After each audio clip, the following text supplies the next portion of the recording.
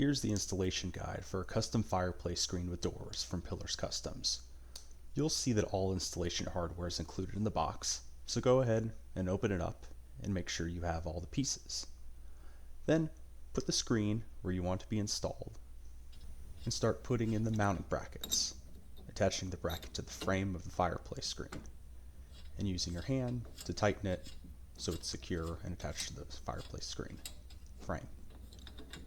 Then you can start tightening the screw on the mounting bracket that touches the wall. What's great is you don't have to drill any holes or anything to get it to stay. You can hand tighten this to your liking and test how sturdy it is. But if you want to make it any tighter, you can use a wrench to be even more sure it'll stay in place. From there, finish up with all 4 other brackets, and then enjoy your fireplace screen from Pillars Customs.